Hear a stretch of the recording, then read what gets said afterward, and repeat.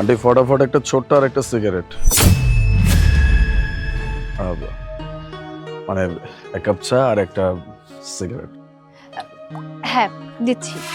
আপনি এইখানে, এখানে আগে একটা আন্টি ছিল না, উনি কোথায়? উনি উনি তো আমার মা। আপনার মা? আন্টি এটা কি করতেছে? তার মেয়েকে দিয়ে এরকম চায়ের দোকান চালাচ্ছে কেন? আসলে হয়েছে কি, আমার মায়ের শরীরটা না ভালো না, সেই জন্য আজকে আমি দোকানটা চালাচ্ছি। শরীর খারাপ মানে কি হয়েছে? তেমন কিছু না, মা আসলে ছাদ থেকে কাপড় নিয়ে আসার সময় পা পিছলে সিঁড়ি থেকে পড়ে যায়। আর ডক্টর বলেছে মায়ের পায়ে নাকি ফ্র্যাকচার হয়েছে, মাকে 6-7 মাস বেড রেস্টে থাকতে হবে। আর সেজন্যই মা দোকানে আসতে পারেনি। 6-7 মাস? তার মানে এই 6-7 মাস এই দোকান আপনি চালাবেন? হ্যাঁ, এই 6-7 মাস দোকানটা আমাকেই চালাতে হবে। বুঝতে পারছি। আপনি কিছু করেন না, মানে লেখাপড়া কিছু করেন না?